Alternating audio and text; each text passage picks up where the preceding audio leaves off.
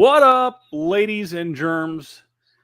It is your boy KP, aka at Voice of Reason 23, aka I got nothing. I'm only known as Voice of Reason 23. But the man to my right, my left, he's upside down and inside out. He is the Dark King. He is he's got specials on his eBay page. He is never skipping leg day. He is Jared Kamakungan, the Dark King. What is up, people? What's up? Now, as the title says, we would be remiss if we did not talk a little bit. If we're a pop culture podcast, the official pop culture podcast of Caribou Broadcasting, which, by the way, we are streaming live on Caribou Broadcasting and Talking Tech tonight on Facebook. For those of you who didn't join us a couple of weeks ago, we've decided not to stream on Twitter. This has nothing to do with any kind of political thing. It has nothing to do with Elon Musk. It's just a little clunky on Twitter. So we want to make the best viewing best viewing options to our listeners. So we decided to capitalize on the many fans that we have across the different Facebook pages that we have, and decided to make it available to some other Facebook pages. So with that said, you can stream us on Facebook on PS Comics I Love You, my personal Facebook page at Voice of Reason 23, Talking Tech, and KRP Broadcasting. You can also find us on Twitch. What up, Twitch? You're gonna want, if you're watching us on Twitch right now, click the little subscribe button. You're gonna want to, because coming up this week, my man. Yep. Coming up this week, not only, folks, are you going to see, bam, this game being replayed by your boy, J.R. Kambakungan. He is the Jedi Master of Fallen Order. He is the Jedi Knight. He is the Yoda of this game right here. Okay. I'm okay. But JR, why don't you let the audience show them what they also could be seeing this week? Hit them with that bling. Bam. The most anticipated game of 2023. I say that very confidently, knowing that we have a sequel to Breath of the Wild coming out in about 3 weeks. But arguably the most anticipated game of 2023, Jedi Survivor, has been out since last week. I get my copy tomorrow. JR's got his copy right now. But Jerry, you have let it be known you are going to rock old school. Yeah. You want Fallen Order before you go Survivor. Oh yeah. I just again, I've already played the Fallen Order all those years ago. Was it 2018? 2018. Of course, I just got on the gravy train last year because I didn't listen to my boy for a year and a half. So it's awesome game. I'm gonna play on my PS5 this time, and so I did play a little bit of it just to see how it is. It is a PS. It was for those who are on PlayStation, right? And you have PS Plus Live or PS Plus. It was one of the free games like a couple months ago. And so if you got lucky, you got lucky, man. So granted, it's a great game. I want to play the upgraded version. I played already a little bit of the upgraded version where it gives you like solid 60 frames per second. A lot of the judder isn't there anymore. A lot of the other interesting little tidbits that were kind of a little quirk, as you would say, on the PS4 version. So the PS5 version actually runs really freaking well. Load times are nearly non-existent. That's amazing to see. And so I will definitely play that. But also I will definitely be playing Jedi Survivor. And point of intention, actually, from for those of y'all who have been keeping up with the news with Jedi Survivor, it's been in a lot of heat lately, because again, it's happened. It's from EA. And in the sense of like, there's just sometimes, man, for some reason, man, if it's an EA game or just a AAA development game, it has problems, man. So out the gate, there's already a lot of issues happening with the PC port of the Jedi Survivor. Again, there's still some problems on the PS5, but not as abhorrent as the port for PC. And so for all my PC people out there, man, I feel bad for y'all, man. Hopefully they'll come out with a patch soon. It's been getting review bomb because of it. There's some pretty atrocious things. So definitely the the studio behind it, which is Respawn Entertainment, they're a great studio. They made it with console in mind. So as of right now, as of right now at least, PS5 Master Race, haha. But other than that, guys, I'm pretty sure you can. I'm pretty sure you can play it. I'm pretty sure. Yeah, I think Respawn and EA has already issued out a statement where they're going to put out a patch eventually. I don't know if it's soon. I don't know if it's sometime in the next couple of weeks. I don't know exactly the full dates were, but it will come soon. It will come eventually, and hopefully it will iron out a lot of the issues. From what I've read and from what I've seen, it is basically nearly the exact same how Fallen Order came out with the exact same kind of bugs and stuff. So that's more so alarming in the sense of like Respawn Entertainment. They already saw this coming a while ago, and so I don't know if it's just didn't have a long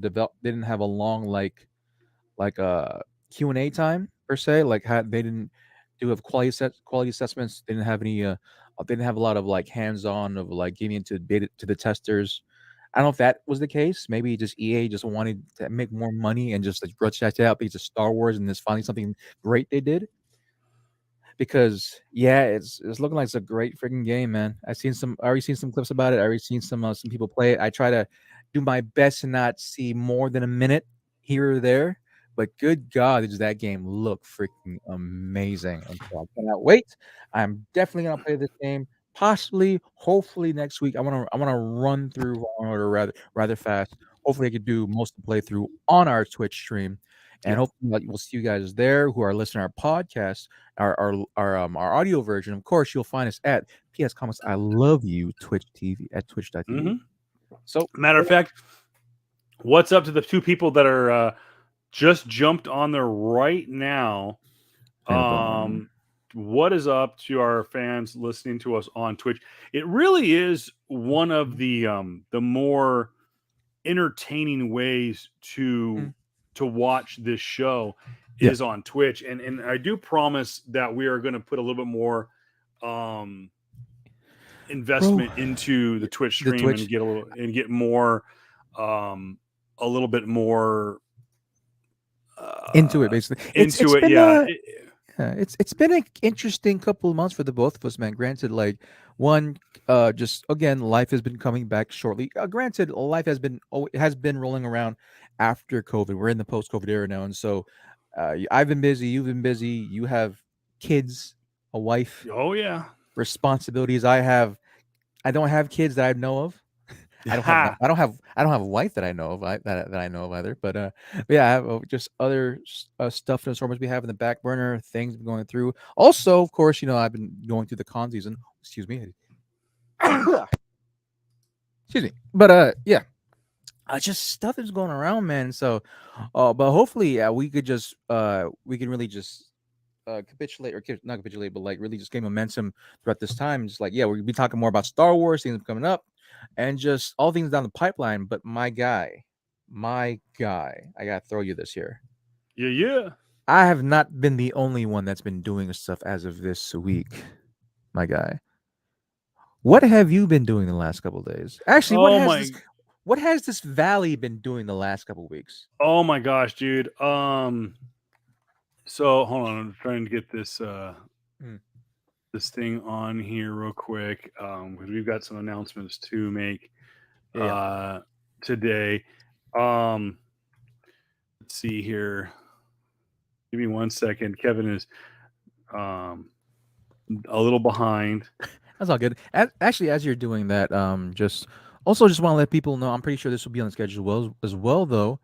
Uh, Free Comic Book Day is coming up soon. Yeah, We're still very much a comic book podcast as well, guys. absolutely. Even though we have really has been haven't been heavy on comic books as of late. Um, so yeah, Well, what, comic book related content. yeah. Um There just it's hasn't there just hasn't really been like a lot of comics that I've been really heavily invested in, man. Granted, I will say my favorite girl, she's coming back with her own solo, possibly. Power Girl 1 for DC. She came back a couple of issues ago in, I think, Action Comics 1051, and so she's been kind of making her rounds as of late, and so I'm excited for that. But other than that, man, just like the comic book stuff, man, hasn't really been doing it for me as of late. Same here. It's been really weak, and Yeah. I try not to be. Not get. I'm going to get political for about a millisecond here, Yeah. and people. I don't hide it that I tend to lean a little bit on the conservative side, though I am. Mhm. Um, I'm open minded to things. Yeah. Um, I don't like woke in it. I don't. I don't. First of all, I hate the word woke. I Yeah. think it's the stupidest word in the world. I Mm. get where the roots are of it, Yeah. but I get quote unquote woke culture on both sides of the aisle, Mhm. and I hate being told what to think. I hate being told um, what I need to teach my kids. Yeah.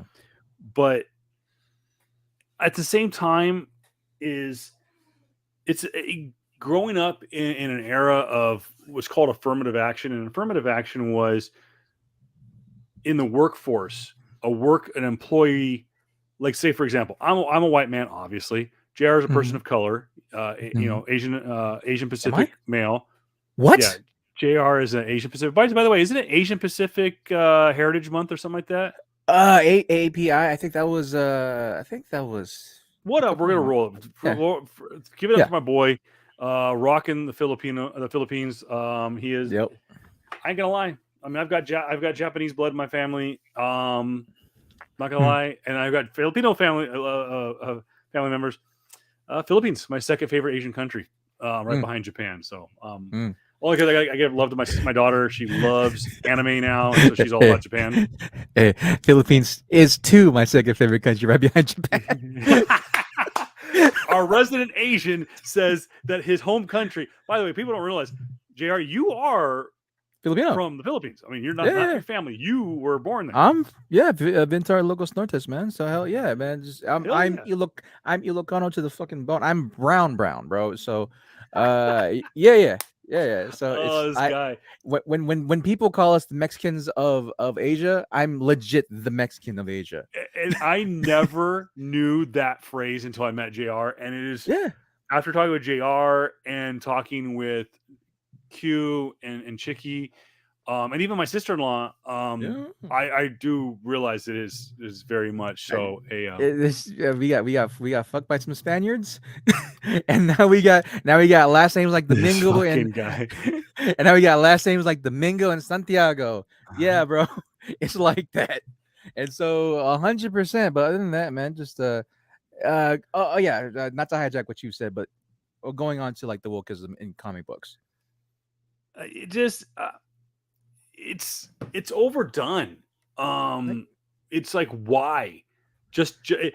Go and talk about affirmative action. So affirmative action, for yeah, those who don't know, so is if there's a job, and not to say that Jared's not qualified, but it is to say based on my resume, I am more mm, qualified for the job. yep, The employer is forced to overly consider, if not to the point, hire JR over me because of a ratio that they are lacking in their employee pool. hey, Basically, they need bro, to check a box. Affirmative action was they needed to check a box, hey, and hey, comic books has gotten to the point now where they need to check a box. hey, bro, can I push back on that a little bit? What's up? we've we've gotten to the point now where Asians are where well certain Asians are now disregarded from affirmative action. If What? there was a study a couple of years ago, right, where Let's certain face it. I mean, most Asians are probably more qualified than white males. yeah it's well certain Asians, but like there was a study a couple of years ago where JR's favorite where country. certain country certain in like certain colleges they try to stem the tide of Asian applicants. Yeah. Yeah. And so that was a couple of years ago, so that's kind of crazy too. But other than that, man, yeah, like it's not that I can't get into like the woke parts of like comic books right now, right?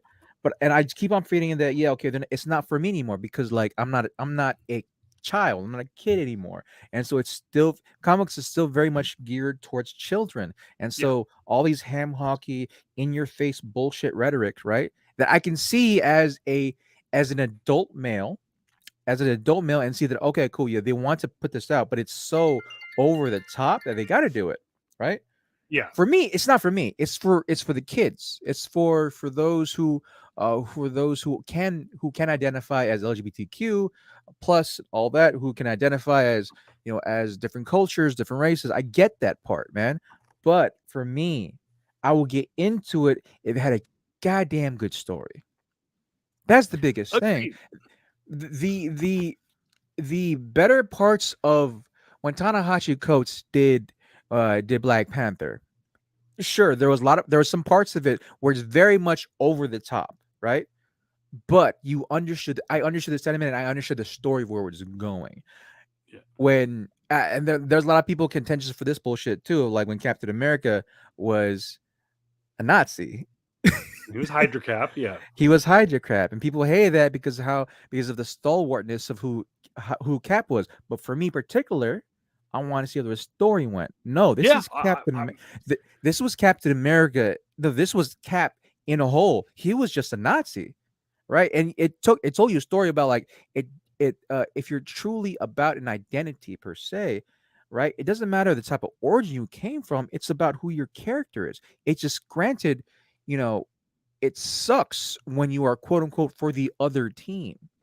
And Yeah. so that was one of the things. That was one of the statutes. Granted, of course, they try to fix it at the end and say, "Oh no, there we actually have good Cap," which was part of a fucking reality stone.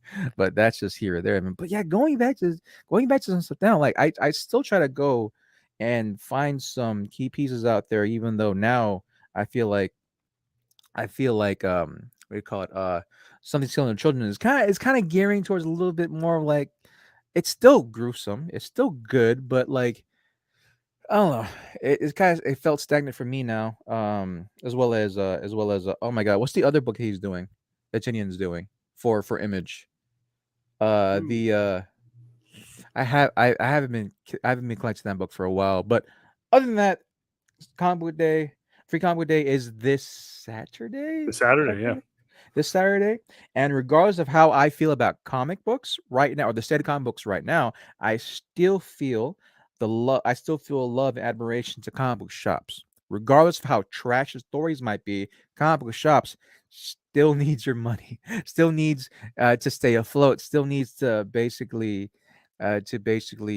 support our habitual needs into buying trash at some points of our lives. But other than that, yeah, go to your local comic book shop, guys.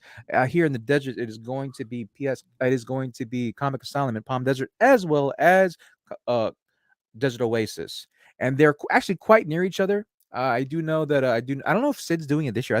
I know he's done it every single year. Sid, of course, the comic book shop owner of Desert Oasis in Palm Desert, California. But is he still also doing that little like festival he does?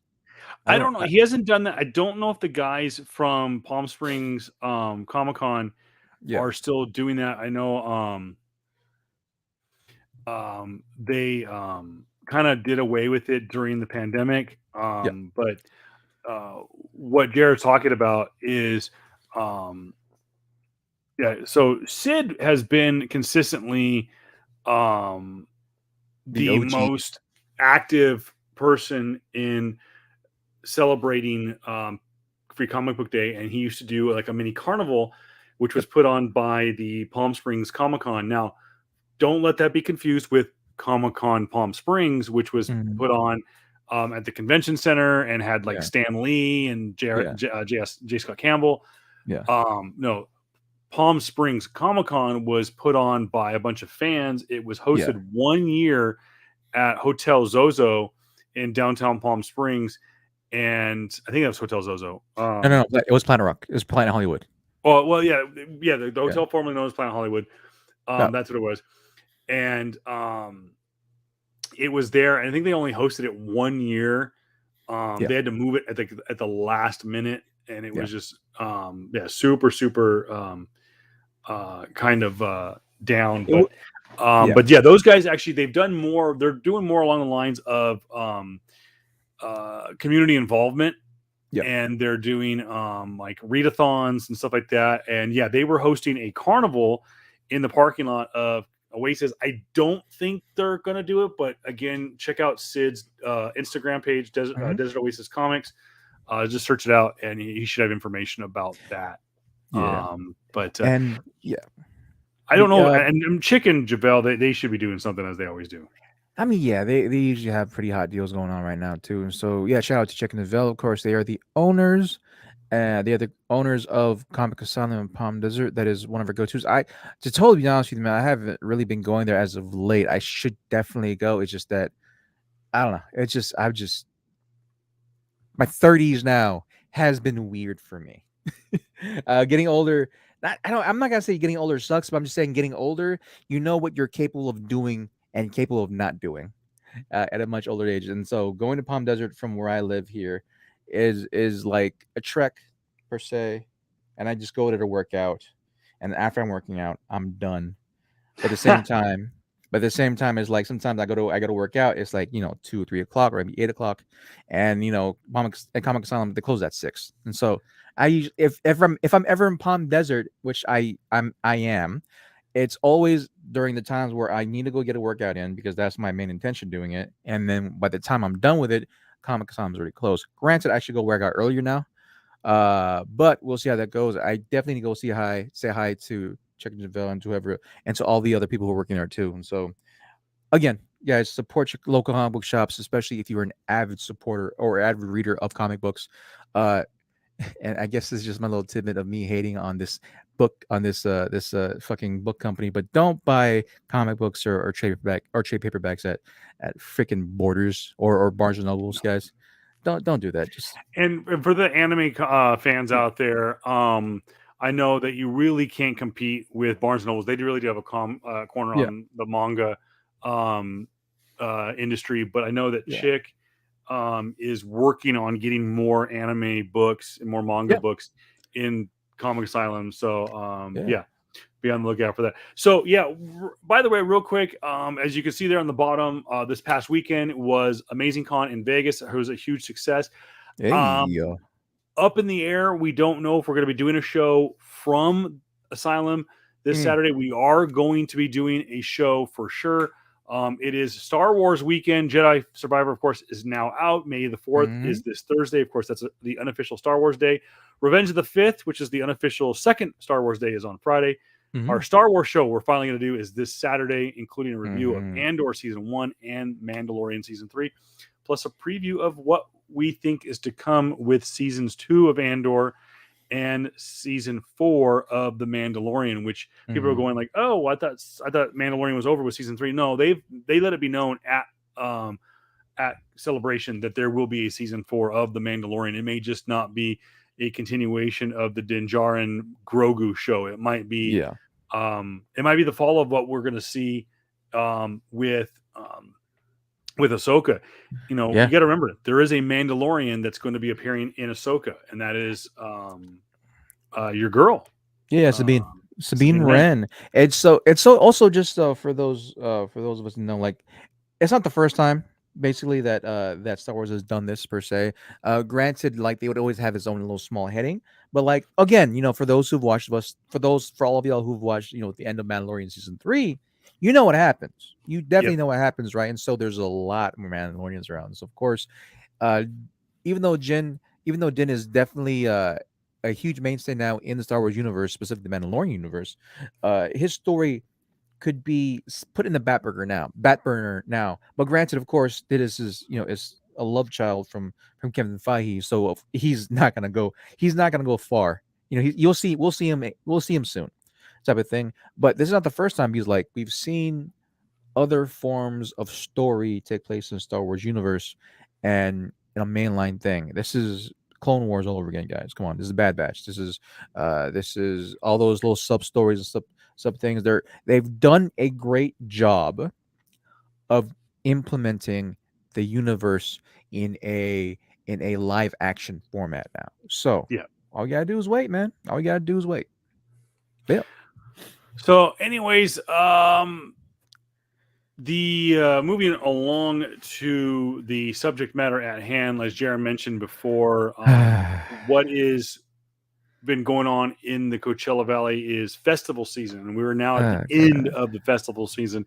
It does kick off typically in the beginning, end of January, where we have our golf tournament out here, the American Express. Then, of course, it's followed up by the BNP Paribas Open, which is the second largest tennis tournament in the United States. Yep. It's the number 5 tennis tournament in the world. Yep. Of course, we used to have the LPGA stop out here in the Coachella Valley. That has moved to Houston, so now we've got another golf tournament. We have the Date Festival, the Riverside County Fair and National Date Festival, Yep. but it has been for the last 20 plus years, the Coachella Valley has been known as the location for simply Coachella. Yep. And here, of course, is the Coachella Valley Music and Arts Festival that takes place every single April. It is a 2-weekend affair with some of quote unquote the world's top music artists. And I use that term loosely. And then it's followed up by its redneck cousin, Stagecoach. That is more my cup of tea. And I will have a complete and utter bitch fest about it here in just a moment. But JR, in all the years that has been out here, all the years you've been here in the Coachella Valley, have you ever been to Coachella Fest? No. But there has definitely been some times where I could have went and I should have went. It was the Tupac era. It was the Tupac year where I thought about doing it because I saw the lineup. I think it was Dre and Snoop Dogg. I'm like, fuck, man, I'm never gonna see Dre and Snoop Dogg unless I go see a Rock the Bells again, right? But I don't want to do that. I want to go out and at least see them on a stage worthy of their presence. And so that Yeah. would be Coachella. That would have been a Coachella Fest. But like, what was I doing at the time? I was part of a church, and I think it was I would able to buy my tickets, the certain amount of that for that, or something else was down the pipeline. I think we at that year we were giving money out to the Middle East, and we were able to go out to the Middle East and see Jerusalem and all that, right? So I think it was like I was hedging between those two, and so I'm like, nah, I'm not gonna go see it, right? And lo and freaking behold, they have a hologram of Tupac. I'm like, damn, I should have went. I should have went there, right? And there were other couple times where I saw the lineup. I'm like, oh man, that's really cool because they had some of my artists. I was out, right? Daniel Caesar before he became big. Let me see. Yella before she came big. Well, she's not really big yet, but like Yella was out there. I had like a bunch of other. I think what's it called, some of my folk European folk singers were there. I think freaking Hozier was playing one year. Uh, James Morrison was playing one year. Who else? It was James Bay. All these like indie folk hit, right? Were great people. And I'm pretty sure they had low venues, but I know damn well I'm not gonna spend $500 to see them one night. To see them like an 1 hour show or 30-minute show in the beginning of the day. I'm like, I'm not gonna do that, bro. I don't wanna go out and elbow to elbow with some freaking influencer from LA or from New Zealand or from New York that are just here to see that. You're like, I ain't kind of nah. And so I've never really been one to get caught up in the hype per se of Coachella Fest. Granted, I am local, so yeah. How about you, my guy? Never been to Coachella Fest. I have been to Stagecoach, I think like 4 or 5 times, and the up until this past year, I have been a huge fan of um, the sorry the Stagecoach Festival. But I've never been to Coachella. There has been some times where I've thought about it. My brother got to go the year that AC/DC came out here and performed, which was supposedly a lot of fun. And yeah, I was. There's nothing out there that has made me go, yeah, I want to go and do Yeah.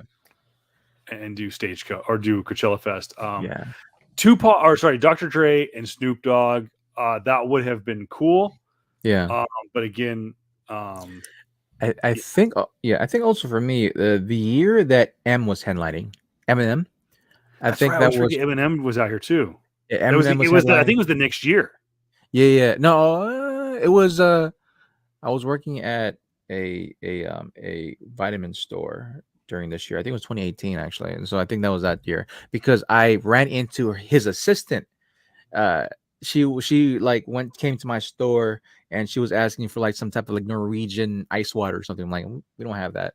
And so yeah, they're talking about that. So that's what I remember how I'm like, dang, I could have went to see M because he was headlining it. And like it was saying that it was gonna be like an hour and a half show.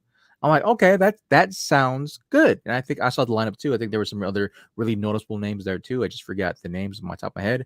There's the year Beyonce came out to do it. And as like as much as not, I don't have animosity to her, but I'm more so irritated about her and her little habits now. Right? I gotta say, she puts on a fucking show. But like when you're the type of when you're the type of character, right, has a huge ego that say, all right, when I'm on, no one else can be on. I'm like, bro.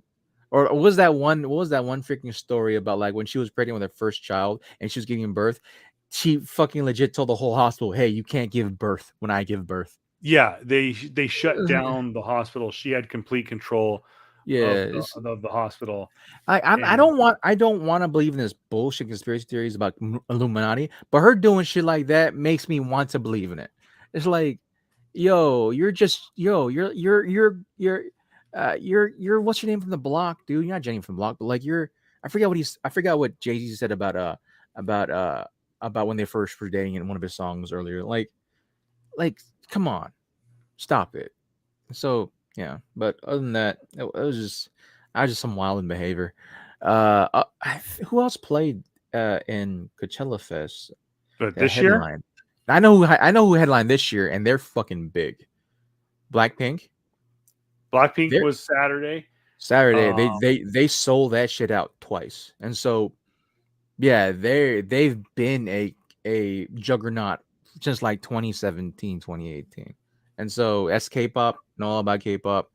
Who else did the Sunday one where he had a comeback thing? It was DJ. It was a DJ that did it. well, I know Frank Ocean He was injured. the was the big get Yeah, controversy. for he had performed in something like um He like yeah he tried to perform and like it was like a weird thing where like he was late for performance like 30 minutes or whatever and then and like he cut it short because lo and find out they found out that he was injured. I think he said like he had like a broken something. he hurt his ankle Yeah. because he was supposed to have a ice rink Yeah. included in his set, and he hurt his ankle either doing that or he said walking around the festival grounds. But I also know some people that said that backstage he was being kind of a diva, and they were looking to get rid of him from the get go. And he was over an hour late for his set. He Yeah. is the reason that Golden Voice was fined nearly $120,000 in fines for weekend one.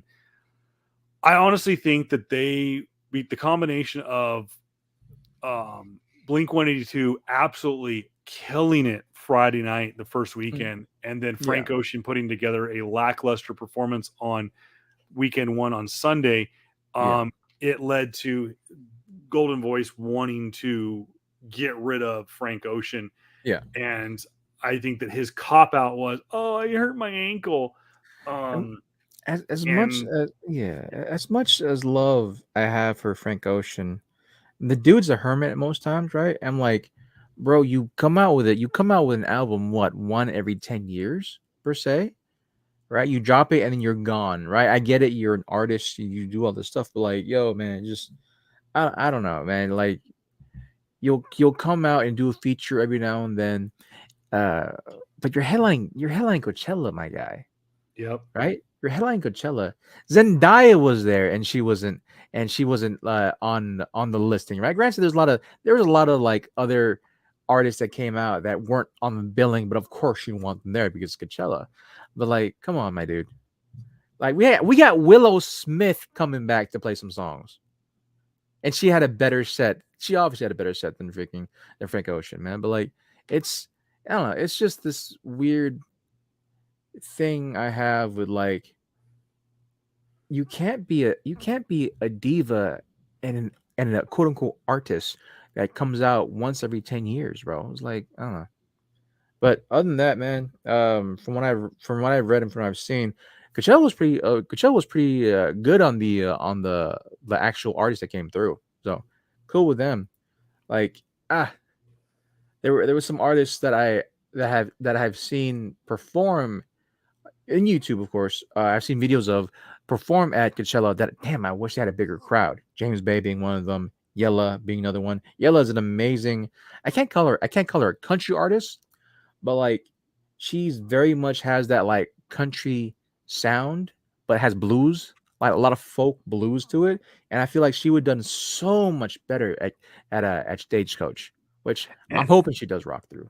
and But you go ahead. know what's kind of cool is there have been a lot of um there have been a lot of artists exactly what JR is talking about in that um they have eventually done both. I don't know if there's actually been um I'm trying to remember if there's been an artist who has done that's officially done both, but Early Tay. it has gotten that point where there has been some Early, artists who yeah, have played Coachella, played Stagecoach, or sorry, played Coachella, and they easily could have played yeah. um I Stagecoach. I will say early Taylor Swift. Like Yeah, because still part of yeah. Go ahead. I don't think Taylor Swift has played. Um, I don't Coachella? think Taylor Swift has played Coachella Fest yet. Oh, yeah. She Let me check. easily could play Stagecoach, Yeah, I'm like back in the even with her day. pop music. Yeah. So, Oh, that's um, fucking right, dude. I forgot Gorillas played on Friday. oh, I watched their set, and like I said, Yeah. I hate myself for even remotely, um, promoting Coachella positive. I just always have hated Coachella Fest. Yeah. I'm a hater. I'll admit it. Yeah. Gorillas killed it. Gorillas was a Gor- great performance. Gorillas killed it. The crowd fucking sucked. They didn't get it. That's the thing is The they get it for the stupid artists, but they don't get it for like the real artists. the here's a thing that I always hate about Coachella Fest, right? It's always the influencer crowds. Now it's the TikTok crowds that listen to 30 seconds of music and think that's all the song, Yeah, right? and And that was so the this complaint about this year's. yeah, it's like you have all these kids, right? You know, all these freaking kids who are, of course, are still somewhere around the ages of like 14 to like 25, and they're still fucking kids to me. Where like they are on TikTok all day, and they always hear like some small snippet of music, and then that's it, right? They don't know anything else, and they think that's all the artist is, and they don't actually listen to their song, man. And so the Gorillas, I didn't watch their second week performance, but I'm hoping it was much. I'm hoping it had a much better crowd than the first week, man, because yeah, dude, it feels like to me the year after COVID or the year after pandemic where people don't know how to freaking interact with each other type of stuff, right? Or like you don't know how to get into a crowd, understand the crowd vibe, and understand like what to cheer for and what not to cheer for. It's like I don't know. It just felt like to me, dude, a lot of people there were like not biters, but they were what is that term before we had in high school where like that people fake the funk? You know, they thought that you thought they were about a movement, but they're not about the movement, right? They just want to get Hipsters. into look not hipsters. Like I think hipsters are the ones that like did it before the movement came through. But like these guys are like they hop on the hype train type of stuff, right? And I feel Uh, like that's all these kids are, man. It's like bro, like other than like what Bad Money, Blackpink, maybe some of the other big ones, right? Kid Leroy, Labyrinth was playing, right? I'm pretty sure if you put like an OG Linkin Park song or possibly an OG Daft Punk song. These kids, it's gonna go over these people's heads, man. But Yeah. like, they're the ones to rock. They're the ones to rock the freaking OG Daft Punk or Clint Eastwood t-shirts, but they have no clue who that came from, man. So Well, that yeah, was the okay. Everyone talked about there were people that hated um on Blink 182, and to the point where there was the Desert Sun, the local newspaper here in the Coachella Valley, um wrote about Stagecoach, wrote about Blink 182 and saying that yeah. they actually kind of bombed. They kind of wrote them in a negative light. Hold on, I'm just bringing something up real quick, but bear with me. Yeah. I'm trying to find something. Yeah. They kind of bashed on Blink, and I was like, why are they bashing on Blink? And they left when Mark Hoppus was like, fuck cancel culture. And they all left. And it's like, what was the point? What was that about? And I guess there was a combination of three things. One was allegedly, not Mark Hoppus, but the other guy, the guy that just came back. Which one? Well, the third member, Mark Hoppus, has always been there. Then you had Travis Barker and the third guy. Yeah. He had his own. Did he have his own solo career, or is the Well, one he with just his? kind of he got kicked out of the band and then he came back. Whatever. Yeah. I can't think of his name now. But he apparently got hurt, and they canceled their Latin America tour, a section of their tour, and then all of a sudden they get signed at the last minute to Coachella Fest, and all of a sudden he's better. So people are like, "Oh, well, Blink 182 hates Latin people." Get fucking bent. Just get that right there is such a freaking stretch. Yeah, like guess what? Bro, I'm gonna speak on his behalf. They fucking canceled their Latin tour to go to Coachella. Sorry. If they were in Asia, they would have canceled their Asian tour to go to Coachella. If they were in freaking Toronto, they would have canceled their Canadian tour to go to Coachella. If they were in Hokenboke, New Jersey, they would have canceled their East Coast tour to go to Coachella. When Golden Voice calls on a Thursday for you to play on a Friday, guess what? Pardon my French, you fucking show up. Yeah, it's as much as I hate Coachella. If Coachella calls, you show up. It's definitely one of those things too. You gotta understand that Blink 182 has been around for what 30 plus years now. Yeah, maybe longer than that, right? They're not selling out concerts anymore. They haven't been selling out concerts for a while. They just sold out their North American tour. Well, that's the thing, though. Seconds in America. In America. Oh yeah, they're oddly huge. Yeah. In I just want to show you this. This is one fucking song. What? Yeah, I heard one song. I want to point out, "I Miss You," right? Yeah. Okay, we don't own the rights to this song. We don't. We're watching. We don't. But just where to go? I just had right there from 2 weeks ago. This is why Blink 182 is still relevant. This is why Blink 182 is on Coachella. This is why Blink 182 is selling 3.3 million people. One song, 4.5 minutes long. That is why Blink 182. People that want to hate on them, like, why are they going to come to Coachella and ruin it? Because Golden Voice is not dummies and knows that, guess what? They were hurting for ticket sales on weekend 2, and they sold some tickets. I mean, yeah, it's Coachella. It's Coachella. It's Coachella, and I hate this weird sense of like people who. It's a weird type of thing where I'm trying to gatekeep people who are now trying to gatekeep other people, type of stuff. So it's like one of those things like, bro, you're there because you're a fucking influencer. They got these tickets, man. Or from a third party venue, you freaking got hookups to, bro. Like, it's not, don't even think about that. Really. The amount of freaking kids I've seen go to these things as if it's some like out of the park nowhere daydream, bro. It's so weird now. It's so mainstream.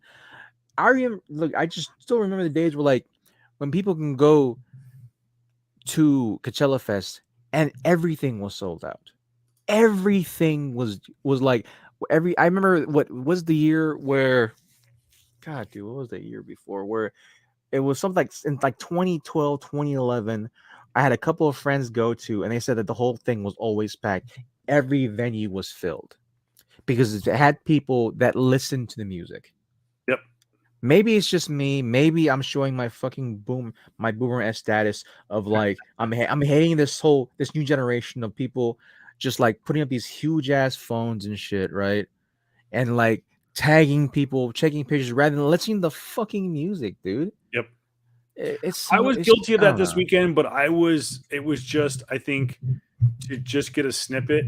I had a Huh. discussion with someone about that very subject on Thursday afternoon. Yeah. We were talking about music, and I totally get it. And the people that were like in the Uh, pit, like if I'm taking pictures, I'm taking like yeah. I'm taking a quick couple of shots. Like I recorded Kane Brown on Saturday um at Stagecoach. I recorded a couple other artists, but it was like real quick. I even kept I was very conscious of the time. I never took more than a minute of Yeah. video. And yeah, I just didn't want to because I wanted to enjoy the moment. I, for the most part, kept my phone in my pocket, to kind of to not run down the battery, but Yeah. I just wanted to kind of enjoy the moment with my wife and have a good time. But yeah, Coachella is all about it's. You said it right off the bat, and even like I said, even the Desert Sun talked about was that it's less about the music and more about the influencers to the Yeah. point where the people on the stage are influencers, which I understand that's what musicians are. They're here to Yeah. influence you to listen to music, but it's like you don't have like real musicians. They have guys that were famous on TikTok Yeah. and are just there for the clickbait. Um, Yeah. but Oh, bro. Okay, here it is. 2011. 2011 lineup. Friday. Kings of Leon. The Black Keys. Chemical Brothers. Lauren Hill. Right? Freaking who else? Robin. Freaking the Saturday. Arcade Fire. Mumford and Sons when they were freaking amazing. Bright Eyes when I think when Billie Eilish did a song for them. I think if I remember correctly. She might have been too young for that time. And on Sunday, Kanye fucking West before he was Ye, right? The Strokes, Duran, like bro, that was the fucking time where people came to Coachella to go to Coachella and listen to music. yeah, Like, and I'll be honest, in 2011, I was still being like, "Yeah, I don't understand who the fuck these people are." I yeah, didn't know who. I knew who the Brothers were. I knew who Lauren Hill was. Um, bro, freaking Kanye, freaking I Nas, I knew Damian of Kanye. Marley, I knew of Kanye. I knew. I think Leon Prince. I Come knew the on, man. Strokes. I knew Duran Yeah, Duran. I knew PJ yeah. Harvey. Um, I'm looking at the rest of this. I knew Jimmy. Oh fuck, I forgot Jimmy about Jimmy World, Eat bro. World. Oh my Bro, gosh, Damian dude. Marley, Nas. You had Nas come to a Coachella Fest and he wasn't headlining? What the Fuck, frick? I forgot. Wow. Bro, Jimmy, where I saw them in concert when they opened for Blink 182 and Green Day back in like 2002. dude, I'm like Forgot that they played Coachella Fest. 2011. 2011 was one of the high peaks of Coachella because when people were there, I'm talking about people that like arrived from freaking. I'm pretty sure they still do. They like arrived from Europe to actually like no. I'm here to like because I want to listen to these freaking artists. Period. But you want to go, you want to talk about music. Let's go back to the original. Let's go back OG, fall of 1999, the original Coachella Fest. This is where it came from, boys and girls. Saturday, October was a 2-day special. It's a 2-day show. The headliner was Beck. Then the Chemical Brothers, Morrissey, Perry Farrell, who was from Jane's Addiction. Let's see, a lot of other names I don't know that aren't big enough names now. Modest Mouse was like way down there, and they Yeah. were years ahead of their time. Jurassic 5. Jurassic 5. Holy shit. This is 1999. Modest Mouse. Modest Mouse becomes a household name 2004, 6, 2005. 7, 8 years later. Yeah. Sunday, Rage Against the Machine, Tool, Rage. Ben Yep. Harper, Moby. Let's see who else. Really a lot of no names that I don't know that are still no names to this day. But that's what it was back then. But yeah, Yeah. I mean, to think about it, that's where it came from, was in 1999. But you're right. I mean, I know that music changes. But it's not even close that it's not even close. It's night and day difference. Underworld. Let me see. Just one second. If that's the same Underworld, I think it is. In the Saturday show. Underworld Music Group. Is this 2000? No. Beastie Boys and Red Hot Chili Peppers? Bro, it's look. There's a lot of fakers that go to these events just to go to the event type of stuff, right? And I'm not trying to say gatekeeping is a good thing, right? I don't want to say that. But good God, be there for the culture and not your fucking Instagram. Agreed. Like, just be there and like what the kids say, be there for the vibe, right? Be there for that and not your freaking TikTok following, man. Like come, yeah, y'all so cringe with that stuff, bro. It's like, come on. And but not only that, maybe I'm just also angry at the fact the horrendous fucking traffic that is also comes with every festival event that comes down here, man. Bro, I gotta rant about this just a little bit. Go ahead.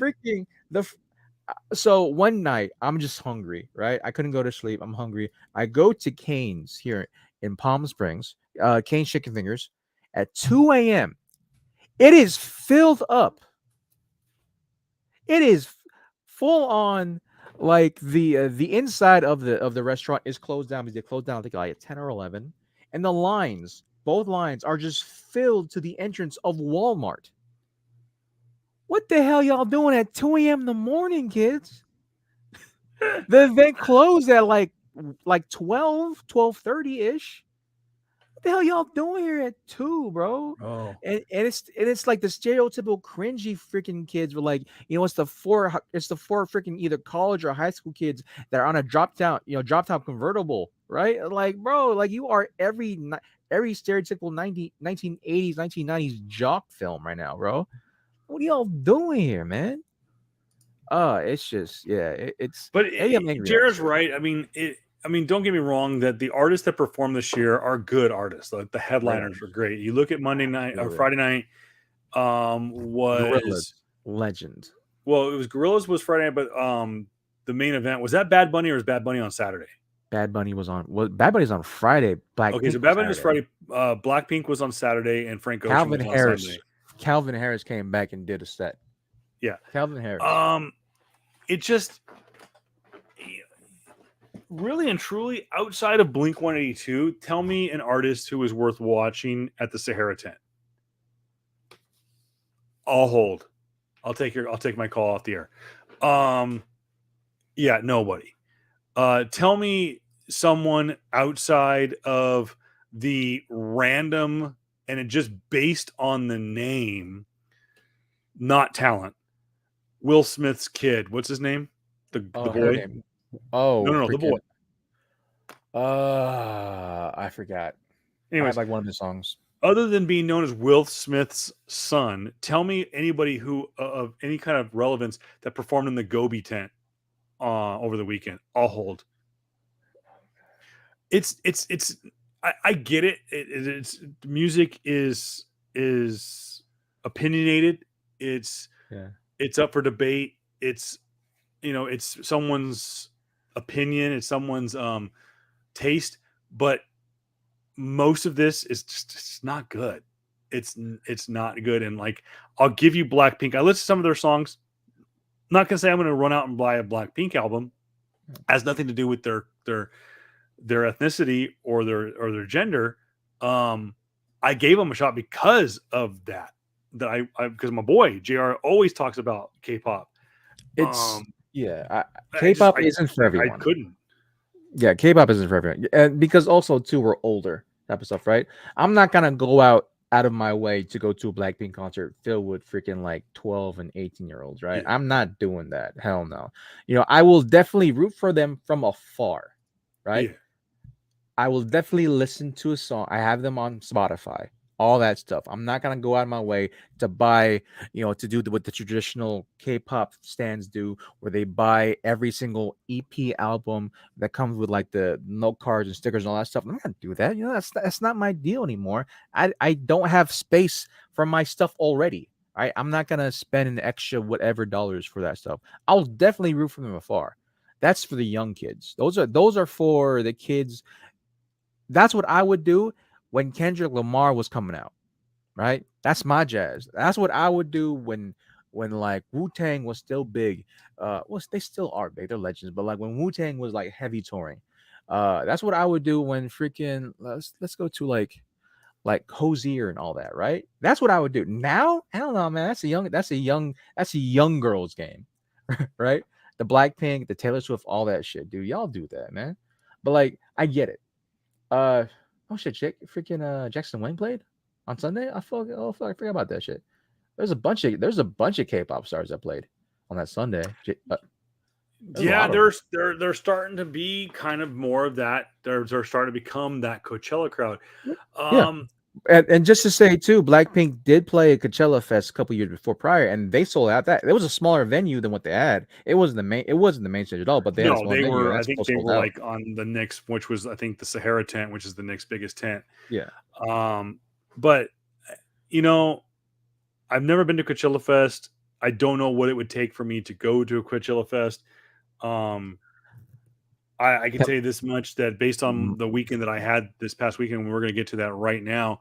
right. I Yeah. don't think you're going to get me to pay for a Coachella Fest. Unless we get the freaking like local discount, which I think they stopped doing. Yeah, I don't know. It's still full price, but they just allot certain tickets. So, Yeah, um, I will say there's one band and one band only right now that I know off the top of my head that I will definitely go to. Right? That's well, actually not definitely, but like would would be intrigued to go to more than anything else. My Chemical Romance. My Chemical Romance. That's it for me. If MCR is going, right, because that's right in my shindig. My MCR, Fallout Boy, they used all them when the Used was still playing here too. If they somehow show up, I'm buying tickets. Right, that's it. I'm there for that night, that day, and I'm just out. I'll be out. But as of right now, man, well, okay, maybe BTS. Yeah, the greatest K-pop band of all time, BTS. dude, if they show up to Coachella Fest next week, are you buying tickets? Bro, I don't think if BTS was playing next week, which is not gonna happen because they're all going to the army, they're all going to military enlistment, which is like, hey, they might be pretty K-pop boys now, man, but they'll fucking shoot your head off eventually. But like, if they were somehow going to do a concert here in the desert, that shit would be already sold out. I wouldn't have a chance at that, bro. They are huge. They would like they're even though don't get me wrong, Blackpink is a huge, huge band, right? And a lot of people went to them. But if BTS came down and said, "Hey, we're headlining," all the tickets would go to BTS fans, and they would just go strictly for BTS. Yeah, No fucking joke. No joke. They sold out SoFi how many times in a row by themselves? they sold out SoFi. SoFi, like Fuck. 2 weeks. I think they were gonna do AT&T. The no the was it the Astrodome the fucking No, Jerry Cowboys. World, AT&T Stadium, Jerry's World. Yeah.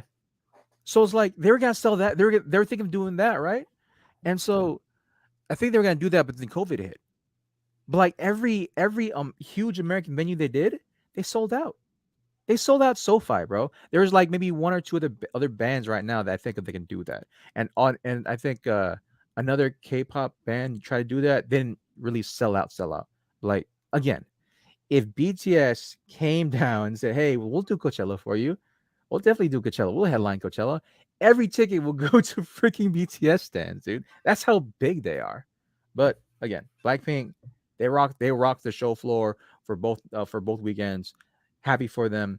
Hopefully, they would continue to make more music and all that stuff, and hopefully, yeah, they would just continue to rock that shit out because yeah, they're great. They're a great group of girls. So yeah. Well, switching gears to a concert that I did go to, which would be Uh Stagecoach, which was this past weekend.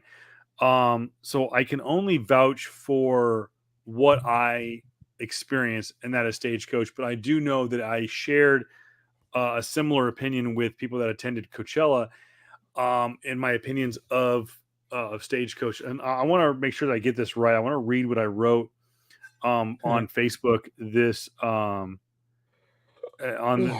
this past weekend. Give me a second. Let me pull it up because I want to read verbatim what I think I read it. Yeah, I think I read I it. wrote. And this is after Friday's performance, and I want to break it down after this. Quote, other than Luke Bryan last night, this is written Saturday morning actually, I was thoroughly just unimpressed with Stagecoach after day one. And mind you, I texted friends 20 minutes after I was in my seat and said, I want to go home. Ooh. Now, Oof. part of it was being, goddamn kids, get off my fucking lawn, old man. I was being a grumpy old man. Before I go any forward, I want to lay the groundwork. Number one, I wanted to be there. I had been, if anyone follows me on Instagram, on Facebook, I was hyping Stagecoach. I wanted to be there. I Yep. enjoy Stagecoach. I think Stagecoach is far superior than Coachella Fest. Yeah, I said it. Friday night rolls around. My daughter's going on her first overnight camping trip. We drop her off with some friends and we drive to Stagecoach. Drive out to the Polo Grounds.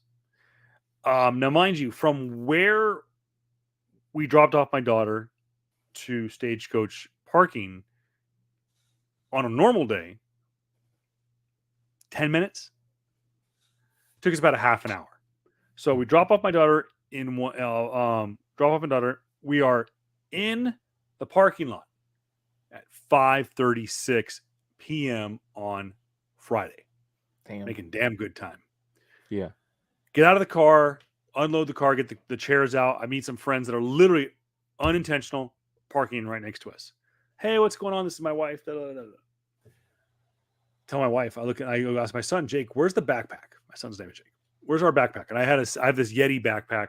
Has all of our water bottles in it. Has our bandanas, all of our extra stuff. It's in the backseat of the car. Go in there. There it is. You go to get it out.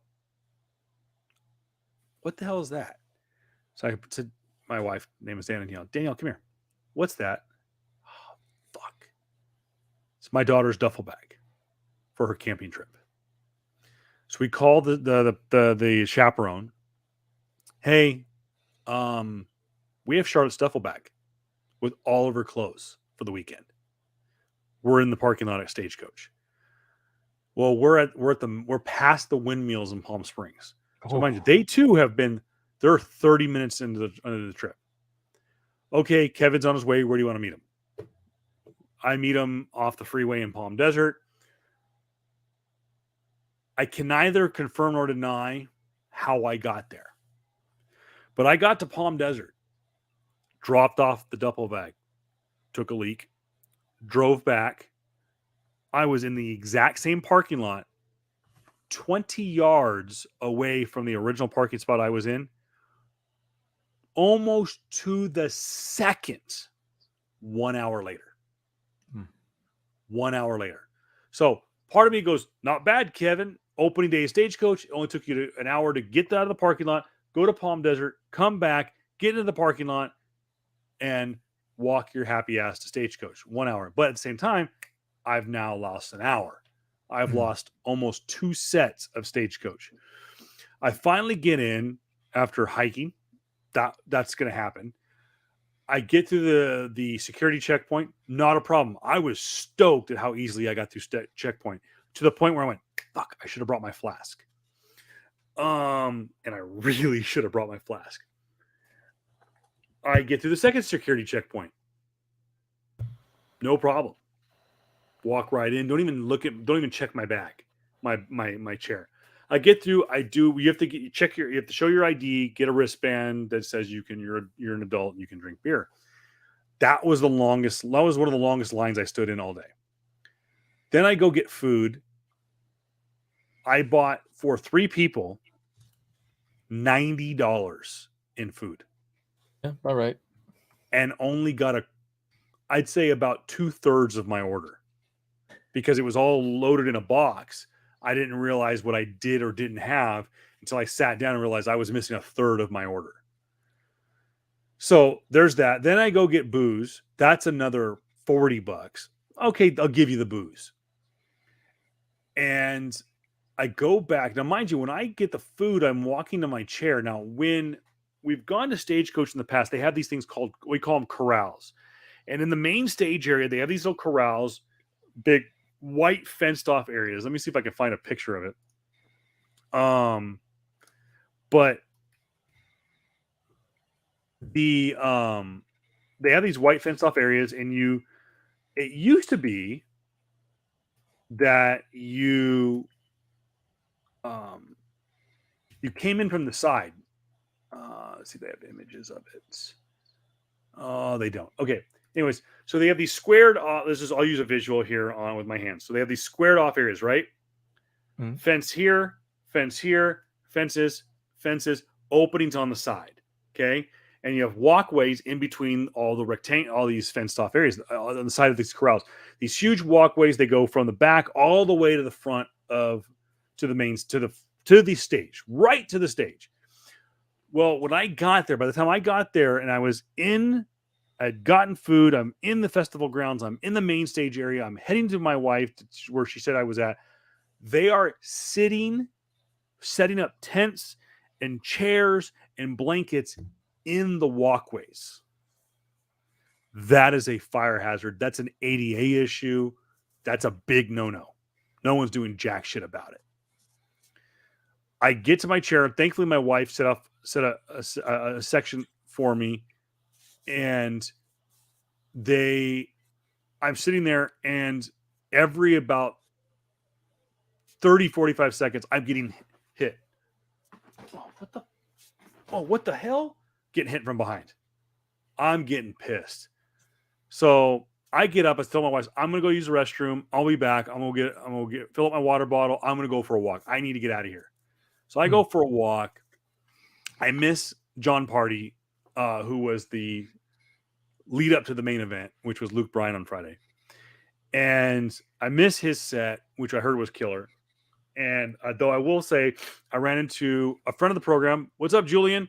Of course, he was a fellow moderator at Comic-Con Palm Springs. Run into him, super cool guy. And we caught up, talked about Comic-Con and everything. Yeah. Get back to my seat, watch Luke Bryan. While I'm watching Luke Bryan, I'm watching uncomfortably 5 feet away from what could have easily been a domestic dispute. And at the same time, getting hit from behind, people walking through chairs and stuff like that. They said 80,000 people. Bullshit. It was easily close to 100,000 people there at Stagecoach on Friday. It was oversold. It was overpacked. The design, by the way, for those of you who don't know, like I said, the main stage area is a giant rectangle in itself. Now, the rectangle is this is a visual for those who watch on YouTube. Let's just say it's like this, right? And the main stage is right here, and it goes out wide. And then they have all the mini corrals. Now, it used to be, flip it, it was up and down. And the main stage was up here, and they had all the mini corrals that way. Oddly enough, it worked better that way. And they had better control over the aisleways.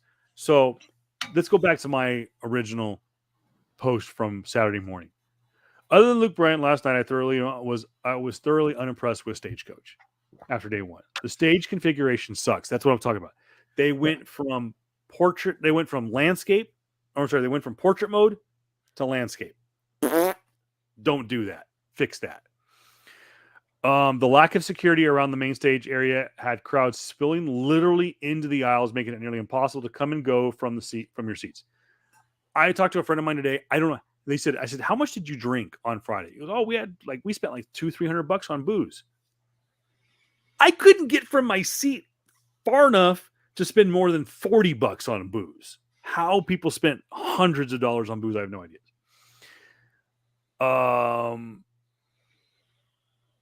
Also, every single booth, food, drinks, ID check, etc., was severely understaffed. They were so understaffed. Yeah. So a lot of this falls on Golden Voice for not supplying the staff that they have. They were easily at about, again, having worked Comic-Con, which is a massive pop culture event, which this past year was understaffed, and it still kicked ass. And you talk about over 150,000 people on a daily basis going in and out of the San Diego Convention Center. This, for what I've seen in the past, from a booth standpoint, so we're talking drinks, food, merchandise.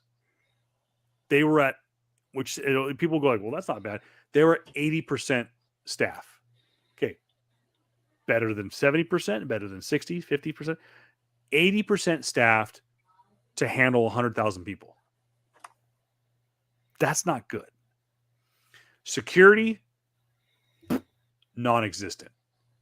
They needed twice, maybe 3 times the security that they had this weekend for Stagecoach. Other than that, also,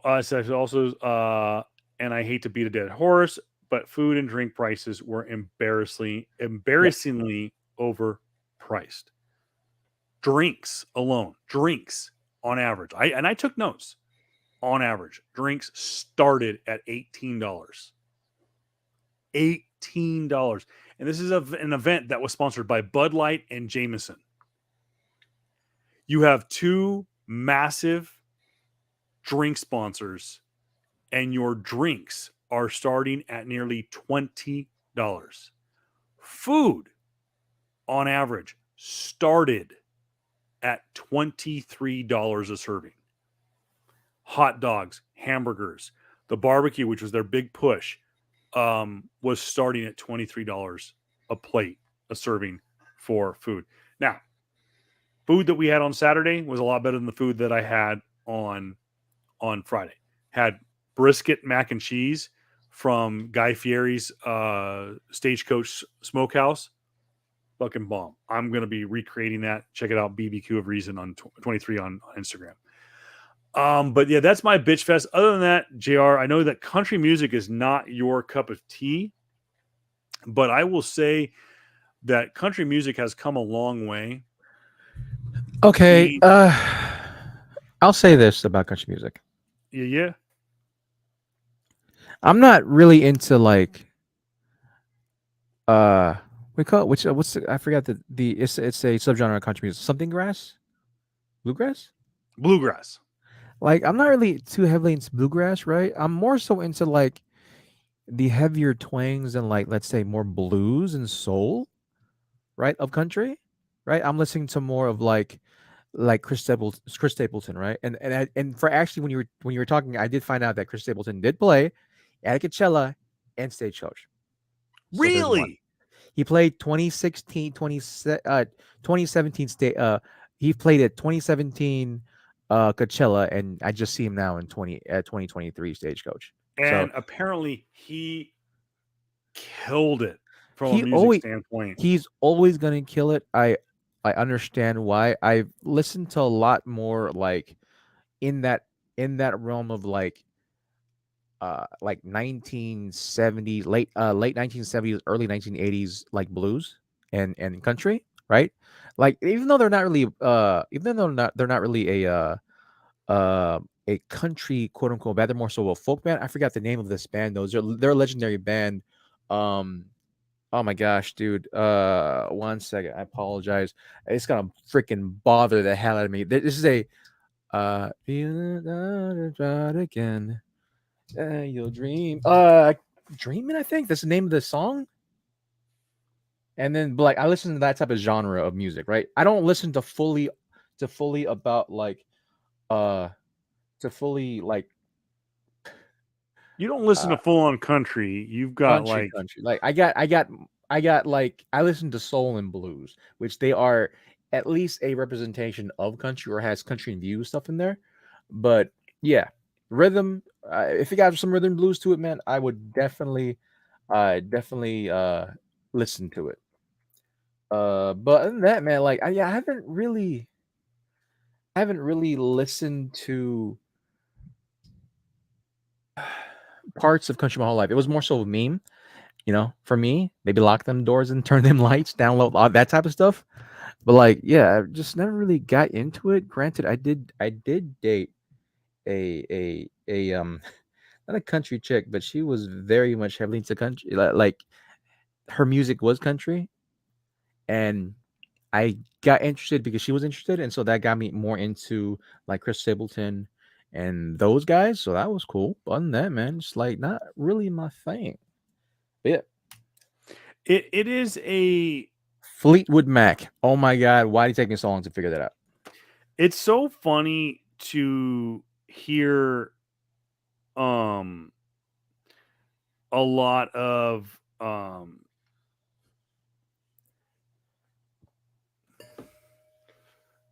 classic rock artists Yeah, and go, they could play Stagecoach. yeah, Brian 100%. Adams played Stagecoach this weekend. Huh. Last year, oh my God, why did I just forget his name? Smokey Robinson played Yeah, Stagecoach. the Teskey brothers. ZZ Top played Yeah, Stagecoach Friday night and freaking killed it. And I only heard 2 of their songs. I did not get to hear the hits. I didn't get to hear Legs. I didn't hear I didn't get to hear LaGrange. But I heard enough to go like, dude, they freaking still kill it. Hmm. So yeah, Yeah, it's not just about I lost my dog and my wife and da, da, da. yeah, but like it's very like I'm not going to say that that country music is just about white folk, poor white folk struggle, right? It's a lot more than that, right? It It's a is. lot more It really nuanced. is. Very much so. Like I would say that rap isn't just poor black folk struggle. It's a lot more nuanced there too. And so I'm not going to just. I used to have a jaded opinion of country when I was younger because I was still very much heavily into hip hop and rap, right? And something like, oh, they can never be the freaking same. Oh, they kind of are. Like people don't want to talk about it, but hip hop and there's definitely a lot of like parallels between hip hop and certain parts of the country. Definitely soul. Granted, a lot of soul and a lot of blues, rhythm and blues, that translates easily into hip hop genre, Yeah. into R&B today. But yeah, I mean, like I freaking listen to what is it? Let me look at my people right now. I listen to Yola. I listen to the Teskey brothers. I listen to who was this? Los Lobos, of course. Mm. Uh, I listen to Freddie Fender, right? Like a lot of these older like bands or singers come from my parents, man. They grew me. I grew up on on their music, and so it's very much that type of like music genre that like it's more so comes back from my childhood. Comes back from nostalgia. I don't full on like I'm not gonna go out of my way to play um a um what was oh my god what's a mainstream country music singer, Well, right? that was going to lead me to this, JR, real quick, and I'll tee Yeah, you up for this. Is people make fun of Stagecoach. Okay, yeah, they're the redneck cousin of Coachella and da da da. Da. Saturday night, which is kind of the prime location for a headliner for Stagecoach, was yeah, headlined by you don't call it what it is, was headlined by a black man. yeah, Kane Brown is the it child of country music right now, and he was the headliner on Saturday night. Luke Bryan obviously was the headliner on Friday. Like JR said, Chris Stapleton was the headliner last night. as we record this, it would have been Sunday night at Stagecoach. But Kane Brown is a half white, half black artist, and absolutely murdered. He killed on Saturday. Did a great job. And he was probably what nearly saved Stagecoach for me. But that's the state of where Stagecoach is. That it's stereotypical is I lost my dog and my wife, white boy, hillbilly, freaking whatever. There was a lot of let's go Brandon, freaking I hate Bud Light, despite the fact that they were a sponsor. By the way, the Bud Light stage was empty on Friday. Oh my God. Can we talk about it? I know we're not a political show, but can we talk about the logistics of that just real quick? Just for rationale. I understand. I'll never understand. Leave that going to out, me real buying a case of Bud Light and then blowing it up just to say fuck you to Budweiser. So here's the thing about that. So just the optics.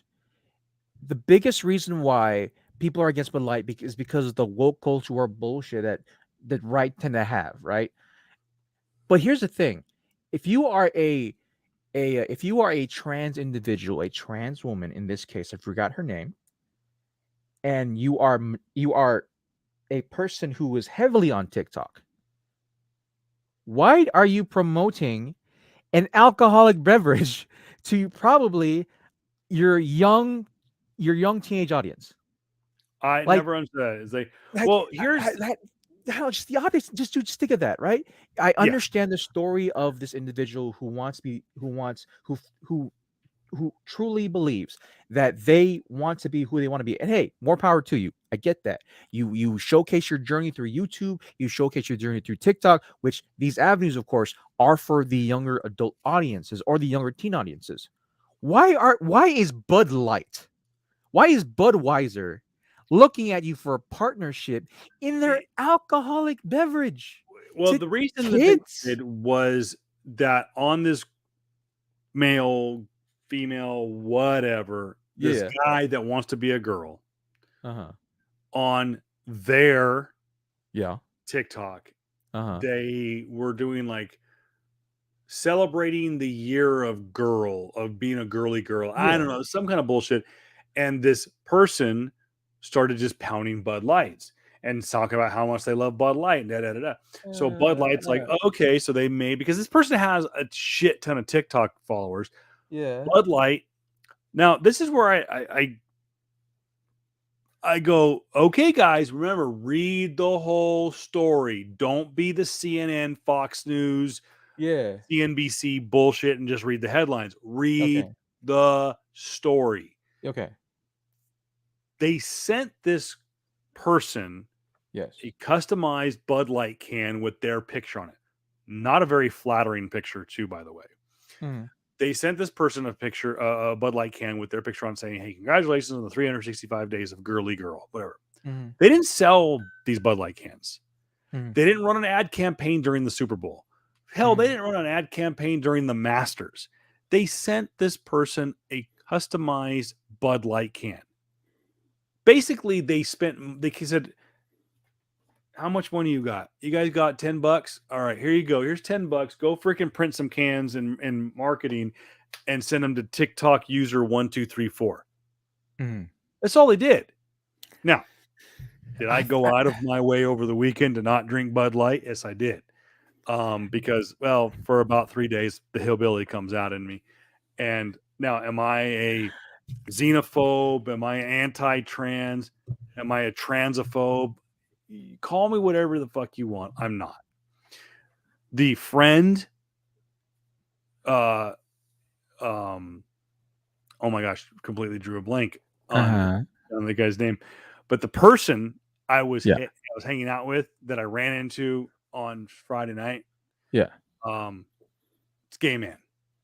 And Julian's one of my really good comic book friends.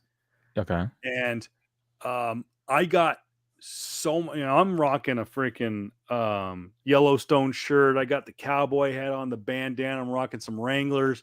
I got some Ariat boots on. I'm at Stagecoach, and here I am saying, all right, Julian, I got to go back and see my wife, my female wife. and I give this very flamboyant gay man a hug because he's a friend. I Yeah. got so many dirty looks from people, and I wanted to go, fuck you. I am Yeah. I am confident in my sexuality. I'm a white straight male married to a beautiful woman with 2 kids, and one of my friends just happens to be a gay man. Who gives a shit? But these people that are like Kid Rock, who I have a lot of admiration for, is going out there and taking his AK-47 and blowing up freaking cases of Bud Light. Dude, first off, Budweiser already got your $24.95 when you bought that case at Costco. And you just make yourself look like all the freaking LeBron James haters that burned their Cavalier jerseys back in 2006 or whatever it was when he moved to the Lakers the first time.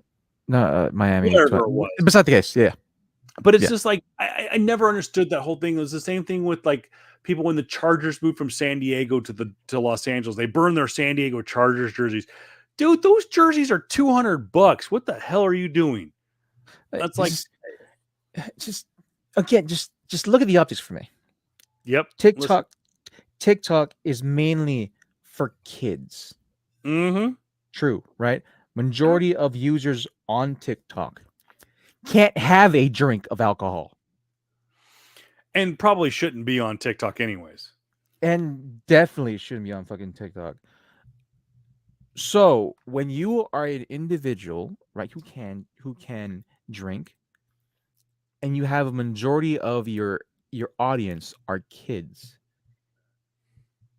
I got 2 problems with this, I think, for this moment, right? 1, you're advertising to minors. 2, you're advertising a shit beer. Like, don't if you like Budweiser, hey, good for you. I have taste though, right? Maybe it's the California in me, but yo, there is a thing called, I don't know, fucking Blue Moon or what else I fucking got over here? Firestone, I think. No, not Firestone. Something Firestone. A craft beer. It's like Budweiser. 805. 805. Thank you. Budweiser, Bud Light, the most quote unquote American German beer of all time. Belgian, not German, Belgian. American Nazi beer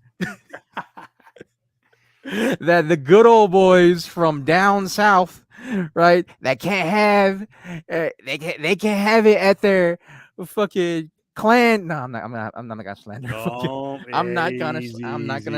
I'm not gonna slander. Sorry.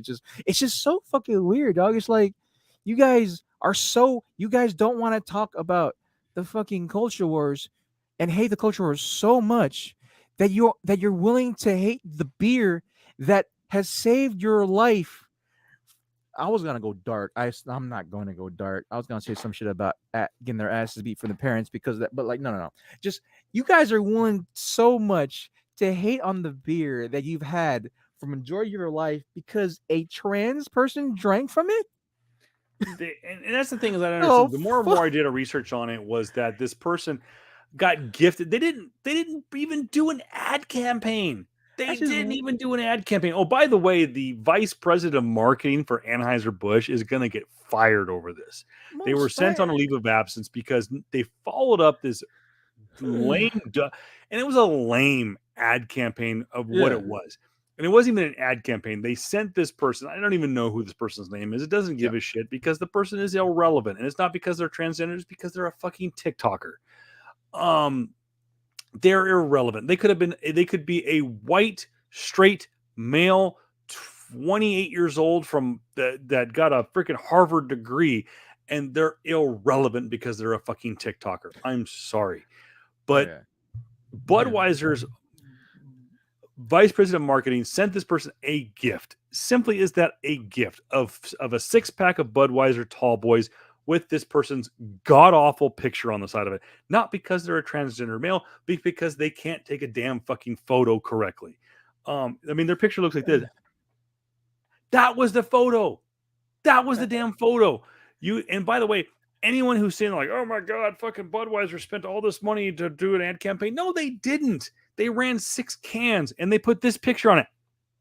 You think they're dumb enough to fucking sell those things? No. I swear they also had like LGBT2 like the rainbow on some of the cans too. Was that the same thing? No, they didn't run those either. I heard that too. They didn't run them. Literally, it was a picture of this guy going on the picture. It was some stupid. It was a screenshot. It was like they'd use that feature on iPhone where you can press and hold the picture of somebody. They copy and paste it and put it on a Budweiser can and send it to this guy. And they're like, and he was like, "Oh yeah, I got a fucking Budweiser can," and people lost their shit. Oh my god, fucking Budweiser's marketing to trans people. No, they didn't. Now they followed it up with the dumbest idea that they could ever come up with, and ran a Clydesdale ad, basically reminiscent of the 9/11 ad, which won them multiple awards back in 2002. They ran a similar ad to try to save their ass, and people are like, "Good riddance." The vice president of marketing for Budweiser, Anheuser-Busch, got fired today because of no, this person got fired because they tried to check swing and double back on a shitty publicity stunt by doing a bigger shitty publicity stunt, So and it backfired. Here's Sorry, we've got off the Stagecoach rant. I know we are, but it's still kind of it still kind of tracks. Just hold be honest with you. It does. Here's the thing with me that like I know it's gonna be a reach, and I apologize. It's gonna be a reach, and I don't want to get it super political, even though it's gonna get already political as is. Right? Capitalism is such a weird fucking topic to have with majority people, right? Capitalism is only right when it's conservative. Because when whoever the fuck sent this individual, sent this chick fucking pictures of herself, right? They look at that saying, "Oh shit, we need to get into the social media space because Budweiser, who the fuck is on Twitter or Instagram who's on our freaking Budweiser page, right? All our people who are Budweiser are probably drunk right now." I was about to say some fucking words. Probably drunk right now. Being the what? No, I'm not gonna say it. All our people who are Budweiser who loves it are probably drunk right now, right? So we need to get in with the hip kids who's drinking Budweiser on social media. Oh, look, this person just fucking shotgunning our drink, saying they love Budweiser. Oh, this person has to be trans. Who gives a fuck? That's probably better. Let's use our capitalism for this person to drink again with their face. How much that costs us? Like $25. Whatever, cool. Advertisement. Let the kids drink because hey, let's fucking promote teenage drinking like the majority of fucking all of social media anyway. And they get the fucking can for it? Are you serious?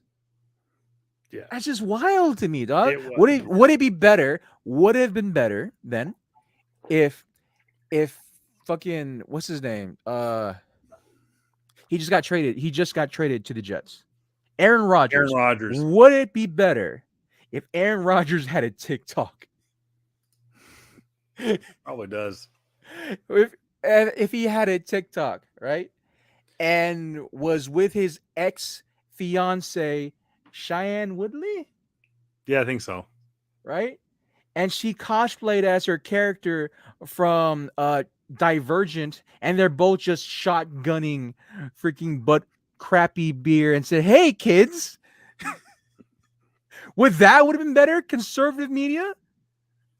Oh my god! There's no win on either sides of the aisle, and I know we could trace this rabbit of politics down the aisle. That's what I'm saying, dude. It's so fucking weird, bro. Like it was just a bad move. Just keep the kids out of beers. Just don't let the kids drink beers that you know of. At least if you want to be at least seen as a competent adult, don't market beers or alcohol to kids on your TikTok channel. And don't be fucking capitalist idiots by saying it's a good idea to send this person beer so they can advertise on their TikTok channel. Like, are we the only realist here?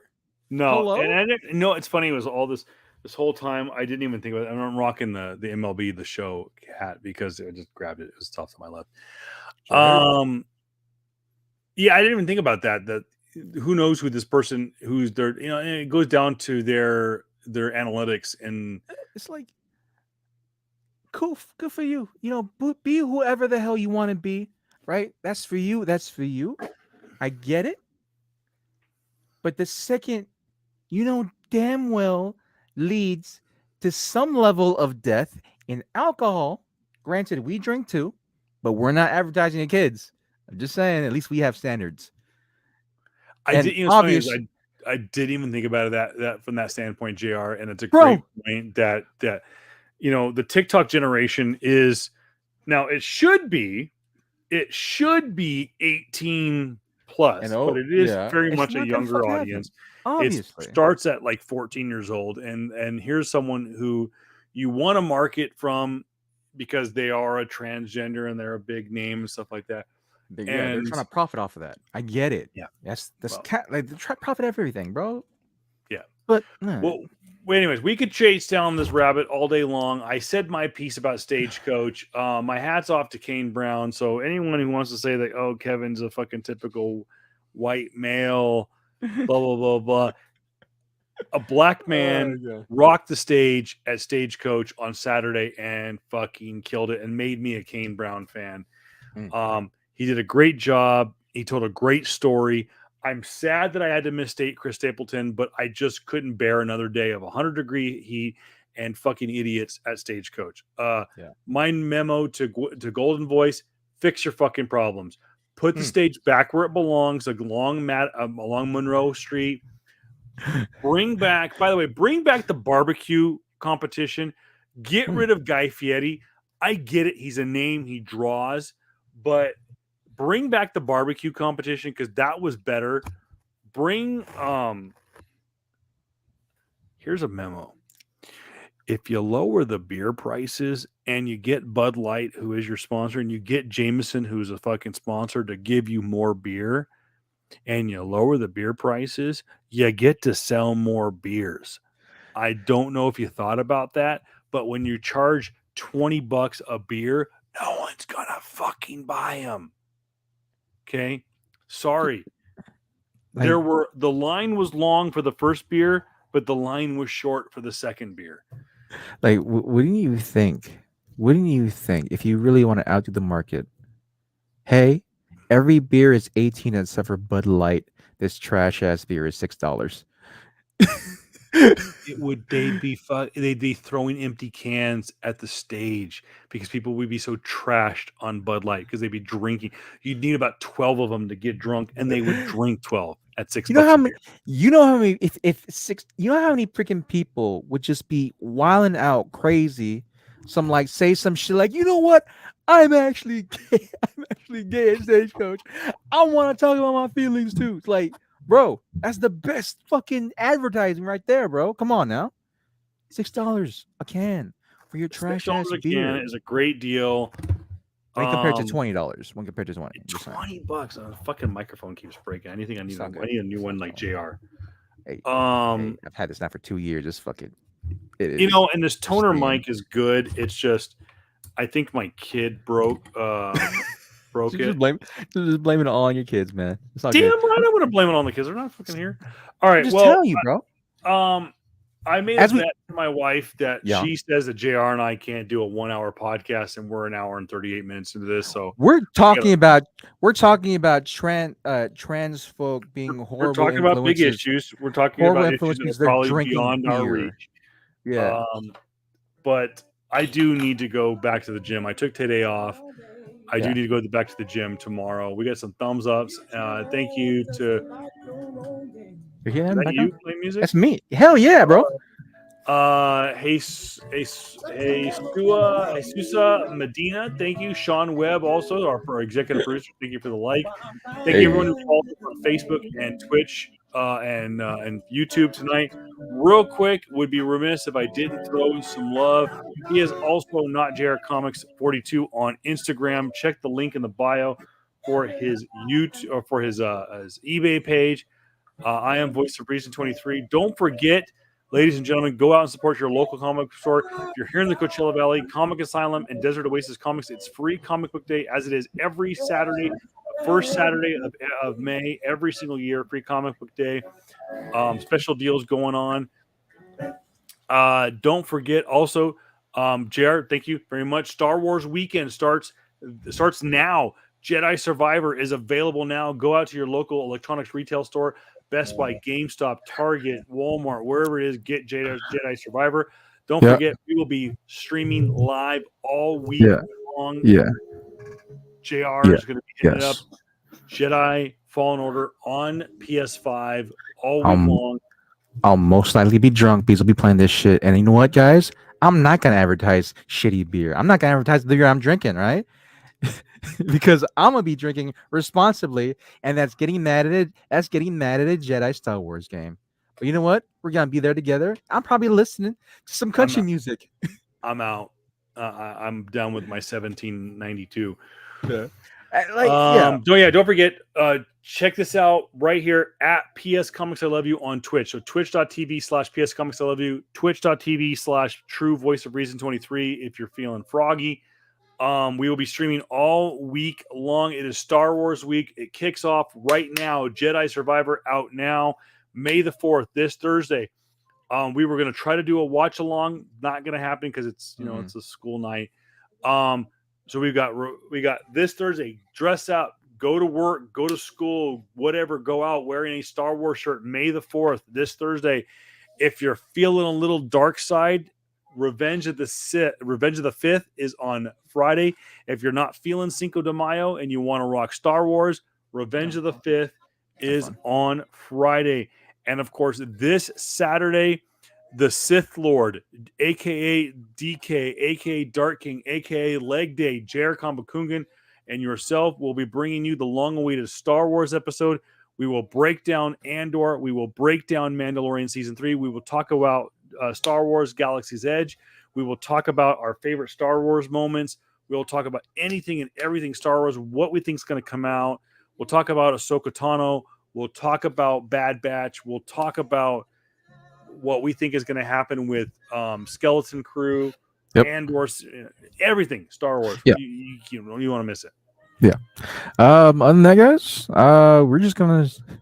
we're gonna be responsible adults and not talk about drinking and I'm not trying to shit on the individual, like that person, that trans individual. She can do whatever the hell she wants, but it's just weird to me. I'm sorry. It's just my fucking beer, thing. Dude. She got what everybody wants. She got fucking free beer by going on TikTok. Well, bro, we've been talking about gay eating, all this shit, right? We've been talking about freaking, like, what was the fucking people called? They were the punk rock folk, right? That talk about like if you sell out type of shit, right?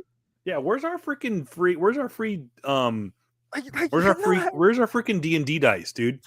You know how many times JR shilled D&D after WonderCon? Where's it at, bro? This fucking thing cost me $70, all right, man.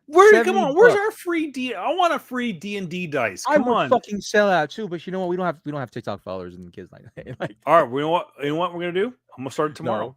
No. PS Comics I Love You on TikTok. Jared's like, fuck you. We're not doing TikTok. Well, okay. How about this? We'll do it until it inevitably shuts down. We'll do it until it inevitably shuts down.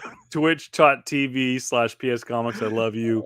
Follow JR in his quest on Jedi Fallen Order. He followed the story of Cal Kestis, arguably one of the top 5, maybe top 10 Star Wars characters in canon. By the way, this game is canon. Yeah. This is not extended universe. This is not Legends. This is canon. We go back and look in our last couple of weeks. We talk about Cal Kestis. We talk about the fact that we could possibly see a appearance by Cal Kestis in future Star Wars. Come on. What? Fuck yeah, dude. Bro, fuck yeah, bro. Come on now. And just it just kind of end off. This freaking guy right here sent me a video the other day to kind of piss me off. How to piss off every fan in like the span of 5 seconds. You're a Jedi, Frodo Baggins. Fuck you, bro. I did that because I don't send a lot of stuff. I don't send a lot of reels. And by the way, if you want to get on the hype train, if you want to get on the Voice of Reason Instagram reel spam folder, hit me up at Voice of Reason 23 on Instagram, and I will send you reels. I only send the best ones. I'm very selective about the ones I send to JR, and it has got to be JR. Oddly enough, it takes a lot to get JR to laugh. If he's drunk or if he's sober, it takes a lot for him to laugh, and I send them.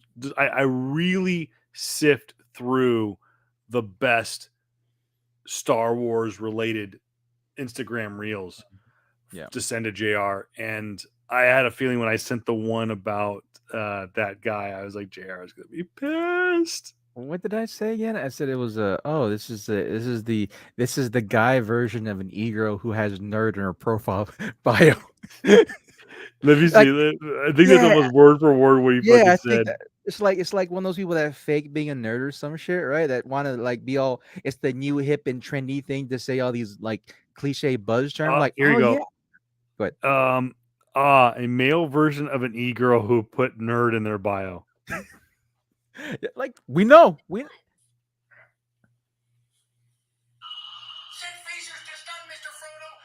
take back the Chamber Secrets. Excelsior! And it was a guy freaking basically doing a javelin with a lightsaber backwards. And I sent it to JR just to fucking piss him off. And it's like I always say, about once a year, I go live long and forever let the force be in your favor. Excelsior. Thank you everybody for being involved with the show. I know today was kind of outside of our wheelhouse. Being that JR did not go to Coachella Fest, but I did go to Stagecoach, and it's not necessarily comic book related, but thank you for kind of hanging with us and talking about this because this has involved pop culture. And because with this podcast, guys, with great power comes horrible beer. With that said, don't forget Star Wars episode this Saturday. It's free comic book day. If you want to see JR and I, we will most likely be making an appearance at some point at Comic Asylum in Palm Desert on Saturday. Come by and say hi. If you don't see us, buy a comic book, get a free comic book. Should be a lot of fun. Again, go to your local. If you're not here in the Valley, go to your local store. They will have free comic books for you. Free comic book day every first Saturday in May. And by the way, do us all a favor. Watch Star Wars on Thursday. But save Revenge of the Sith for Friday, as it is the second Star Wars day. I would also say do us all a favor and don't drink Bud Light. Not because of the woke bullshit, dude, but because it's a trash fucking beer. He is Jared Kambakugan, also not Jared Comics 42 Supply, please fund his chair / MacBook fund by going to his eBay page. I am Voice of Reason 23, Kevin Pillow, and thank you guys. This has been a lot of fun. It's been a while since we've done a show, and we will be bringing you another great show this Saturday. By the way, YouTube, like and subscribe, hit the little bell for notifications. Same thing with Twitch. Go to Facebook, like and subscribe to our Facebook page for future notifications. And when we add a scheduled event to Facebook, Twitch, or YouTube, you will be the first to find out about it. And you'll be able to be right at the forefront of our Facebook pages. Again, one last time, don't forget JR and I will be on Twitch all week long. JR is going to be doing Jedi Fallen Order. I will be doing Jedi Survivor. Should be a lot of fun, and look forward to it. JR, thank you so much. Guys, thank you so much, everybody, for listening. We'll see you guys this weekend. May the Force be with you. Happy Star Wars Day. May the Force be with the Lakers because we got the second round. Let's go. Oh, my fucking team. So go Firebirds. That's all I got left. I guess.